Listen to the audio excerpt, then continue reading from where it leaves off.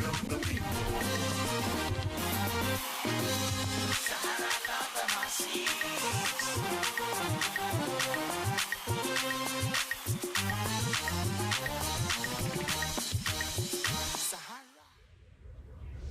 Welcome back to SaharaTV. Only a few days and a new government will be installed in place in Nigeria. President-elect Muhammadu Buhari and his vice, Professor Yemi Osinbajo, will be taking the helm of affairs. What kind of economy will they be inheriting? Going by the comments of Vice President Osinbajo, the picture does not look that great. We are crossing over now to Nigeria to speak with a political economist, Utomi, who will walk us through some of these issues. You're welcome to SaharaTV, Mr. Utomi. Thank you very much. And thanks for your time, sir. Can I start by asking you, there have been reports that in the past 6 years, in the last 6 years, the National Assembly has spent over 600 billion naira and only passed 106 bills. Is this judicious use of the country's resources? Well, first of all, I think that everything about the spending of the National Assembly is, speculation. Not that it is not what you say, it could be worse, it could be not as bad. But the truth is that the process is so opaque that it will take an expedition to really fish out how much they have spent, which is really what the tragedy is. Clearly, nobody around here is presuming that we have gotten value for money out of the National Assembly.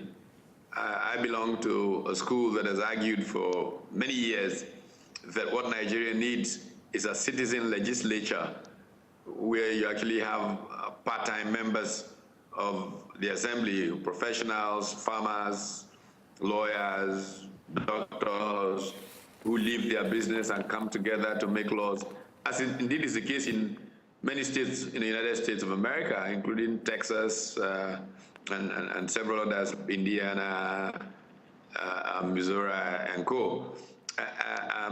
National Assembly, in my view, and in the view of many people, has not added value that justifies the cost of running the assembly. I see, that's interesting. But I'm wondering, how different would this citizen legislature that you referred to be, though? Wouldn't it be just like robbing Peter to pay Paul?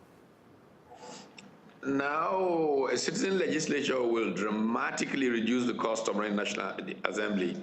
And first of all, they won't be permanently in Abuja, getting in the way of ministers and ministries and departments of government, as it is really today. They would just come as needed to get the laws passed for good governance. So it would significantly reduce costs. It would also ensure that it is truly citizens who are making laws. Now, what we have today with this full-time assembly, people win these elections, they move to Abuja and are disconnected, I mean literally disconnected from Nigeria. And so they live in some kind of strange fool's paradise and continue to formulate or make laws, or in fact make very little laws except advance their own self-interest. Vice President Osinbajo has said that they've inherited the worst economy in Nigeria's history. As a political economist, do you share this view, even though you may not be privy to exactly what figures they are inheriting? Do the indicators show this to be close to the truth? The situation is very, very bad in terms of what's in the kitty. However, the fundamentals of the Nigerian economy are more or less sound, so they provide the basis for a more serious-minded team to rehabilitate things and move forward. But there is debt, huge debt around the place. Many state governments, in fact, 2/3 of the states of the Federation are in arrears of salaries to their workers as long as 6 months. Many contractors local and foreign, are being owed by many of these governments.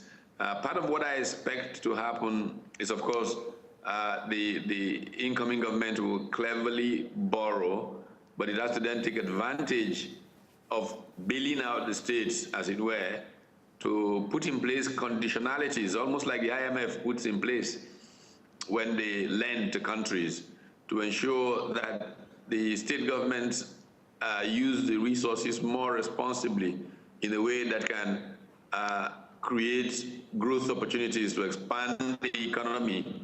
One of the sad things that's happened with subnational governments in Nigeria in its recent history is that whereas in the 60s and even in colonial times, the subnational governments, the regions as they were at the time, were the main sources of economic expansion.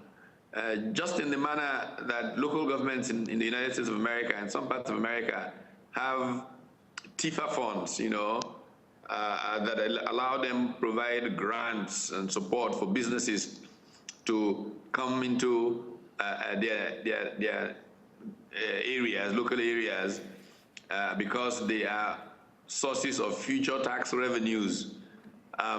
We have a situation, or we had a situation back in the 60s that the regional governments provided lots of incentives to open industrial estates up and create agricultural extension services that led to significant economic expansion. In more recent times, the states have done very little, but come to a meeting at the end of the month where there is a sharing of the so-called federation account money, FAC account as we call it around here. And once the receipts that go into that account, which primarily from crude oil, drop, as is the case with the fall in crude oil prices, the states immediately become handicapped. And the leaders of these states, the governors, often have terrible habits that they've developed. Travel around Nigeria used to be marked, a few short years ago by airline captains welcoming His Excellency Governor so-and-so aboard the flight.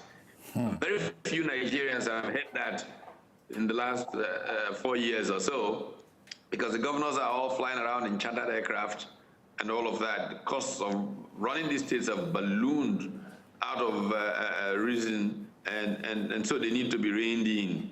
And I expect and I hope that the new government will manage to do that. And there are also huge leakages in the system across the board. Some corporations like the NNPC are notorious for leakages that drain the economy of resources required to make progress that we should make. All right. So let's talk about the Minister for Finance and the coordinating Minister of the Economy for a second, Mrs.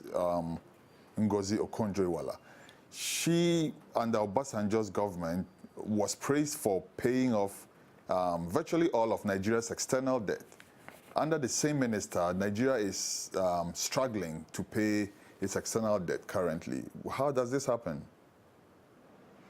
Well, as you know, there are different perspectives on these things. I was one of those. I was not one of those that was extremely happy with the paying off of the debts back in, I guess it was 2005. In the very first place, my view is that Nigeria had secured some very interesting arrangements under Naples terms that would have allowed Nigeria to stretch out its amortizing its foreign debt commitment that would then release most of this money that was coming from oil prices that were very high at the time to invest in infrastructure, which we desperately need. Nigeria's infrastructure stock currently is about 25% compared to about 60% for countries that are developing at the rate Nigeria is aspiring to develop. And we missed a big window when we did not, at the time, manage to get to invest those monies. Instead, we used it to pay off those debts. However, that was done. It provided significant relief to Nigeria, and the 2008 international financial crisis did not hit us so badly because our debt stock was low and our reserves were significantly high at the time. So the advantages, so you give credit for the benefits that came from the decisions that were made back then, even though some of us thought we should have gotten more value out of the money that we had if we had gone a different track. Now, why are things the way they are with the same person in charge? I'm afraid she probably is in a better position to respond to that than I am.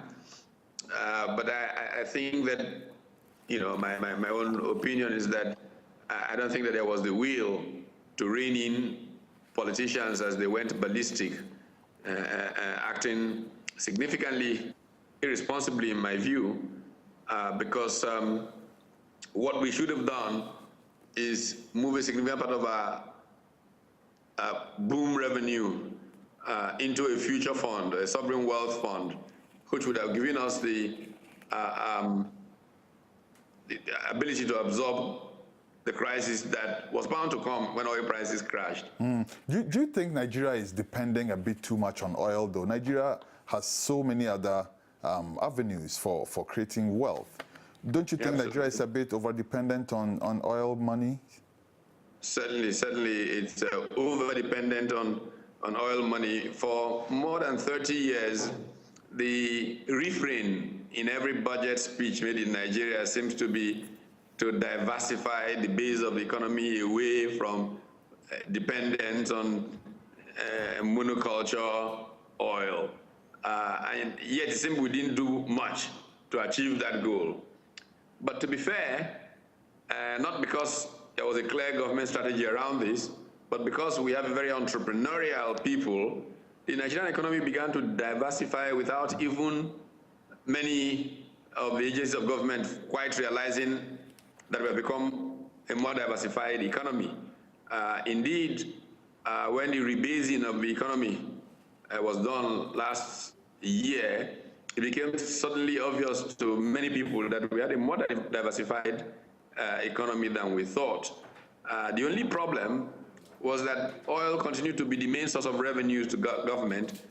The government had not found a way of taxing the wealth that was being captured by the new strong players in the economy, in the music and entertainment, in ICT, and so on. Agriculture, remarkably, even though it has always been a big part of the GDP, I mean, at 22% or more of GDP, agriculture was contributing pretty little to revenues, showing that it remains largely informal, even though it employed as many as 60% of the labor force in the country, and very little revenue was flowing from agriculture. Okay. Finally, sir, a new government is coming into office sometime very soon, and most Nigerians are excited. First of all, who are you expecting to see in charge of the country's finances, and what would be your advice to this person? Well, I have no clue at all who will be in charge of the country's finances, but the counsel that I would have for such a person is that we have to first find creative ways to bridge the financing gaps that exist. There must be a short-term move to essentially bring feel-good into the economy by paying all these outstanding salaries and all of that. But very importantly, we need to, I mean, there are people who speculate that things are in such a shape that we may need to be talking to the IMF before the end of the year if oil revenues stay as soft as they have been. But that's something I don't think should come up. But if we get more stretched than we are presently. I think there are more creative ways of working, especially with Asian sources like China, Japan, and South Korea, and be able to trade natural resources, as it were, for infrastructure that can open up the base of the economy. We need to move very quickly to both sectoral diversification of the economy in terms of what the dominant sectors are, away from dependence on oil, and geographic diversification. There are many parts of the country whose endowments have not been explored or exploited. Mining used to be a huge part of the Nigerian economy in the 50s and 60s. That sector has been almost comatose since the 70s, and this it can be revived with the benefit of millions, literally millions of jobs and significant revenues for the country. So whoever is running finance must facilitate access to capital for these kinds of sectors to open up. Okay, so we're talking about capital now. I'm sorry to, but this is a backup to the question that I just asked, and from a point that you just made about accessing capital. Sometimes African countries would go for, loans, some of which could actually be internally generated. We read of a rather significant amount, and I'm not quoting the amount because there seems to be different amounts being mentioned around, but there's an amount of money, a significant amount of money from the NNPC, which is alleged to have been stolen from the kitty. Couldn't these figures be put together rather than looking for external sources of funds all the time? I am very hopeful that part of the way forward will include causing a repatriation of most of the monies that have been looted from Nigeria. It goes to billions of dollars, and we should be able to repatriate them. Yeah. But we need to repatriate them in conditions of greater integrity, because many of the funds repatriated in the past have disappeared also because of a challenge of integrity in the system. I see. Thank you so much, Mr. Utomi. Your insights are very inspiring indeed, and you're welcome here. We thank you for your time, sir. A great pleasure. All right. Mr. Utomi, a political economist. Stay tuned, Sahara TV, there's more coming.